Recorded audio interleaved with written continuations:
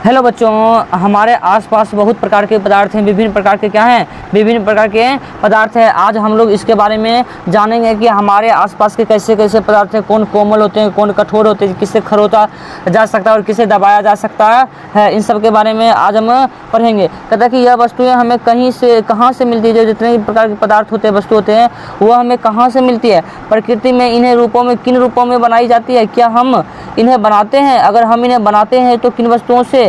आपका cricket bat यानी लकड़ी का ही था। गेंद किस पदार्थ से बनी है? रबर की गेंद रहती है ना, तो वो गेंद किसकी बनी है, कहाँ से आती है ना, उसके बारे में जानेंगे। देखिए, सबसे पहले क्रियाकलाप 1 दे रखा है। क्या दे रखा है? क्रियाकलाप 1। कहता प्रयोग में लाई गई वस्तुओं को तालिका में अंकित करें। प्रत्येक वस्तु किन किन पदार्थों की बनी है उनको तालिका में भी आसपास के 10 अन्य वस्तुओं की भी तालिका भरिए। आप 10 अपने मन से बना सकते हैं। जैसे गिलास देखिए प्लास्टिक का भी बना होता है, स्टील का भी होता है, समझे ना। पुस्तक कागज़ का बना होता है और कागज़ पेड़ पौधे से बनता है, समझे ना। उसके अलावा देखिए कुर्सी, क्या देखिएगा? कुर्सी किसका बना होता है? प्लास्टिक का बना होता है। उसके बाद आप खुद देख सकते हैं क्या, जैसे आप जो टेबल होता है, क्या होता है? टेबल क्या होता है बाबू रे?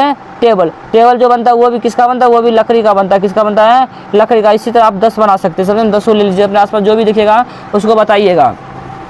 कहता है क्या आप सभी वस्तुओं के पदार्थ लिख पाएँ? अपने शिक्षक या मित्रों और अभिभावकों से विचार विमर्श करें। मतलब कि टीचर से हो गया, दोस्त से हो गया, इन सबसे विचार विमर्श करके आप लिखिए। अब आगे कहता है, देखिए कि आप पाएंगे कि कुछ वस्तुएं धातु से बनी होती है और कुछ प्लास्टिक से बनी होती है, समझे ना। कहता है कि 4.2 को भरिए। जैसे धातु से बनी वस्तु, बर्तन हो गया, मशीन हो गया, हथौड़ी, ये सब धातु से बनती है। प्लास्टिक जैसे कुर्सी हो गया, बाल्टी हो गया, मग हो गया, जग हो गया, ये सब किससे बनते हैं? छोटे छोटे डब्बे हो गए, ये सब किससे बनते हैं? प्लास्टिक से बनते हैं। इसी तरह इसमें भरना है। अब आगे कहता है कि तालिका 4.2 से हमने इस आधार पर सामूहिकरण क्या है कि वस्तुएं किस पदार्थ की बनी होती है। एक क्रम में आई वस्तुएं कम से कम एक गुण समान होता है। जैसे क्रमांक 2 में बताई गई है प्लास्टिक बनी, मतलब कि प्लास्टिक की वस्तु है तो उसका गुण क्या होता है? समान। अलग अलग बना सकते हैं, गिलास, जग, मग, बाल्टी बना सकते हैं, उसका गुण क्या होता है? सेम होता है। अब पदार्थ के गुण देखिए, कठोरता क्या होता है? कठोरता। और वो होता है मुलायम, क्या होता है? मुलायम अर्थात कोमल भी होता है, समझे। कहता है कि इन्हें दबाने की कोशिश करें, कौन सा पदार्थ आसानी से दब जाते हैं। और अब इन पदार्थों को खरोंचे। तालिका बनाकर समूह बनाए कि कौन से पदार्थ आसानी से दबता है और कौन सा खुरचता है। और इसमें से कुछ पदार्थ जिनमें दोनों गुण विद्यमान, जो दबाए भी जाते हैं, खरोंचे भी जाते हैं। जैसे देखो, आप कह सकते हैं जैसे कि लकड़ी को आप दबा सकते हैं नहीं, इसको खरोच सकते हैं, इसको दबा नहीं सकते। मिट्टी का खिलौना, इसको आप खरोच सकते हैं लेकिन दबा नहीं सकते, समझे ना। मिट्टी का खिलौना अगर पक गया, मजबूत होगा, तब नहीं दबा सकते। कच्चा रहेगा तो दब ही जाएगा। इसके अलावा देखिए रुई को आप दबा सकते हैं। रुई को क्या करते हैं? दबा सकते हैं। और स्पंज को दबा भी सकते हैं, खरोच भी सकते हैं, समझे ना। तो इसको आप अलग से लिख लीजिएगा, समझे। अब देखिए कुछ परिभाषा है।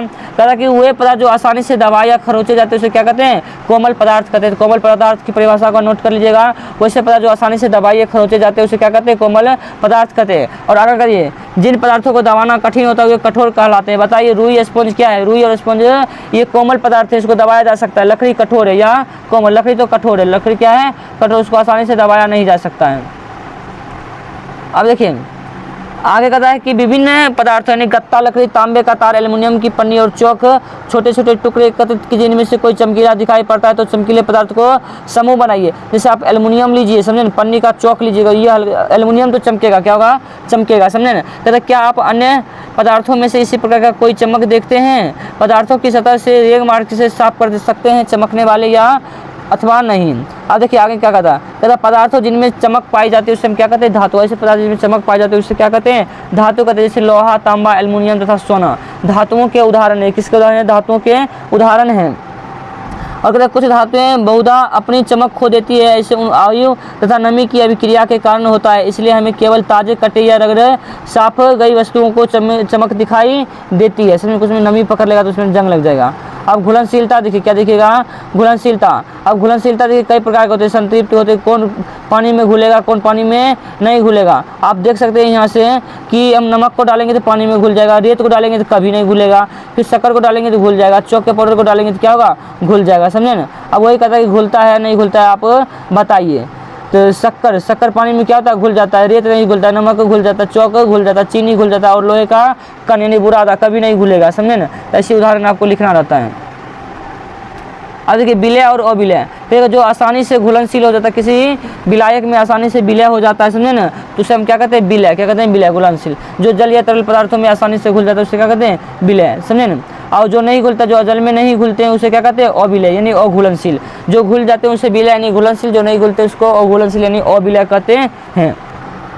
अब देखिए, जल में कई पदार्थ को घोलने की क्षमता होती है। जल की स्थिति घोलक या विलायक कहेंगे। जल की स्थिति को क्या कहेंगे? घोलक कहेंगे या विलायक कहेंगे। जल की स्थिति को क्या कहेंगे? घोलक कहेंगे या विलायक कहेंगे। क्या जल के अलावा अन्य कोई पदार्थ घोलक हो सकता है? जैसे कालिक पेंट या अलकतरा लग जाता है, इसे आप किससे साफ करेंगे? केरोसिन तेल से साफ करेंगे। किसे करेंगे? केरोसिन तेल से। कहता है कि आपके हाथ में तेल या पेंट या अलकतरा लग जाए तो इसे आप किससे साफ करेंगे? केरोसिन तेल यानी मिट्टी के तेल से साफ करते हैं। केरोसिन तेल आपके हाथ में लगे अलकतरा या पेंट को क्या करता है? हटा देता है। क्या करता है बाबू रे?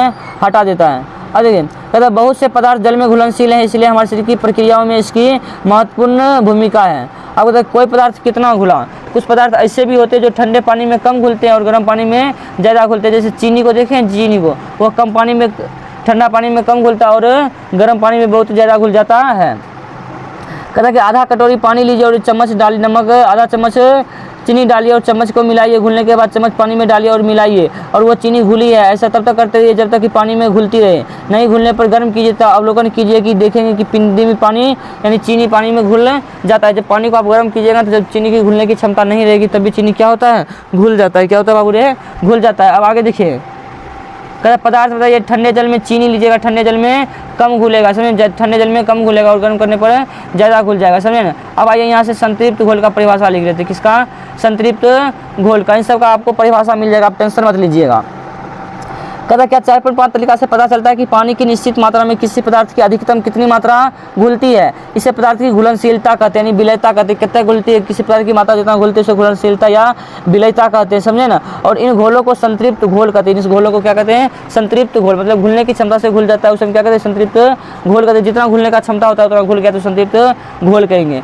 गर्म करने पर विलयन, घुले पदार्थ को घुलाने की क्षमता बढ़ जाती है। कुछ गैसों में ये घुलनशील, परंतु गर्म करने पर गैसों की घुलनशीलता घट भी जाती है। इसमें कुछ ऐसे होते हैं जो घट भी जाती है, कई बढ़ भी जाते हैं। अब देखिए आगे कहता है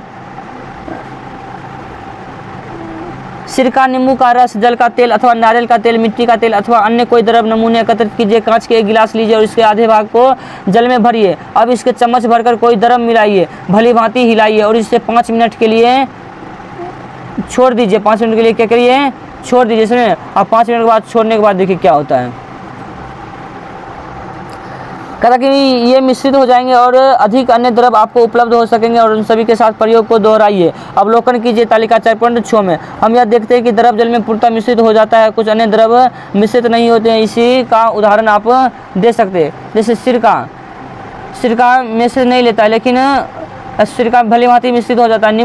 नींबू क्या था? नींबू भी भली भांति मिश्रित हो जाता है। सरसों का तेल उतना नहीं मिश्रित हो पाता, पानी ऊपर आ जाता है, समझे ना? नारियल का तेल भी ऊपर छानने लगता है। केरोसिन का तेल भी क्या होता है? ऊपर छानने लगता है, समझे ना? अब देखिए कहता है कि कुछ गैसें जल में घुलनशील हैं जबकि अन्य नहीं हैं, समझे ना? और समानता जल में कुछ गैसों को थोड़ा ऑक्सीजन गैस में रहने वाले जंतुओं एवं पादपों के लिए अत्यंत महत्वपूर्ण है। अब कहता है पारदर्शिता, मतलब कि किसी वस्तु को क्या देख सकते हैं? इसमें आएगा 3 चीज़। कितनी चीज़ आएगा?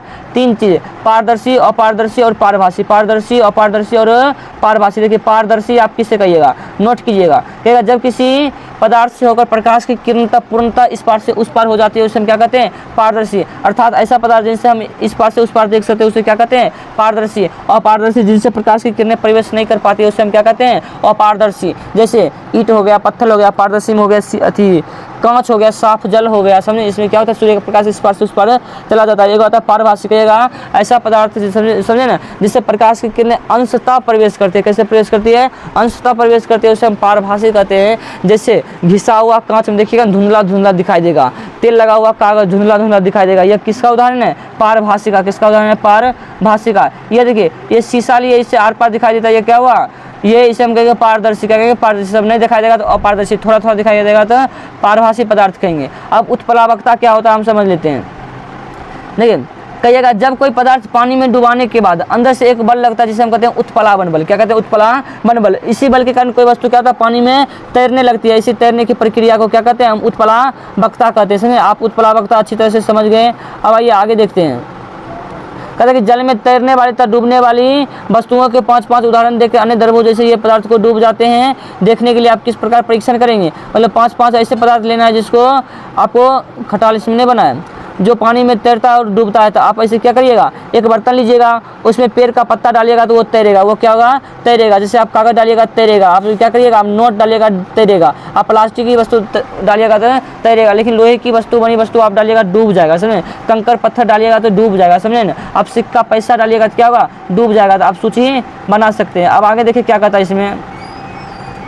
आगे कहता है कि पानी में तैरने और डूबने वाले वस्तुओं की समूह बनाए। बता दिए हम आपको, आप बना लीजिएगा, इसका आंसर भी मिल जाएगा आपको, टेंशन मत लीजिएगा। पानी पर तैरने वाली वस्तुएं हल्का और पानी में डूब जाने वाली वस्तु क्या होती है, भारी होती है। जैसे लोहे की बनी वस्तु पानी में डूब जाती है, एक छोटा पिन भी डूब जाता है, परंतु लोहे का अपना जहाज अपनी विशिष्ट आकृति के कारण डूबता नहीं है। इसे हम धारा रेखीय आकृति कहते हैं। जहाज की आकृति और पक्षी की आकृति धारा रेखीय आकृति होती है, और नाव की जहाज की आकृति धारा रेखीय आकृति होती है, इसीलिए वो पानी में नहीं डूब सकती और पक्षी आसमान में उड़ जाते हैं।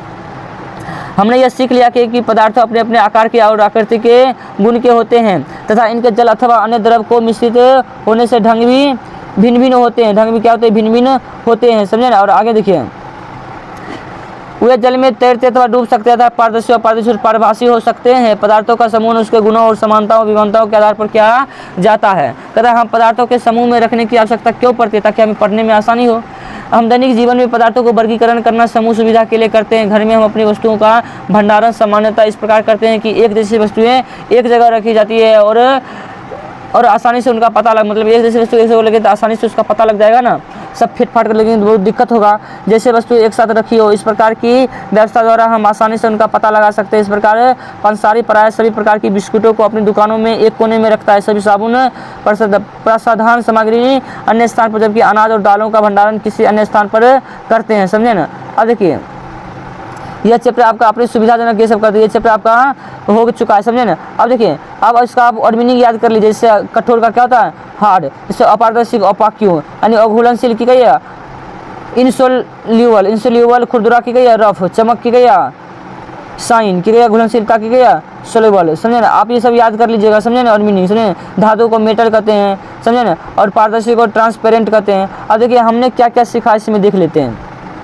सभी वस्तुएं भिन्न भिन्न पदार्थ से बनी होती है, ये भी सीख लिए। पदार्थ के समूह उनके गुण और समानताओं या विभिन्नताओं के आधार पर किया जाता है, यह भी सीखे। कुछ पदार्थ कठोर होते हैं जबकि कुछ कोमल होते हैं, ये भी देख लिए। कुछ पदार्थों में चमक होती है जिसे हम धातु कहते हैं, और कुछ में चमक नहीं होती जिसे हम अधातु कहते हैं। और कुछ पदार्थ द्रव में घुलनशील होते हैं और कुछ अघुलनशील होते हैं। कुछ पदार्थ जल में डूब जाते हैं और कुछ पदार्थ जल में तैरते हैं। मुख्य रूप से यही सब देखे। अगर आपको मेरा वीडियो अच्छा लगा है तो चैनल को प्लीज़ सब्सक्राइब करिए, सब्सक्राइब करिए और कमेंट हमें करके ज़रूर बताइए। कमेंट में कमी नहीं रहना चाहिए, समझे ना। वीडियो देखने के लिए धन्यवाद।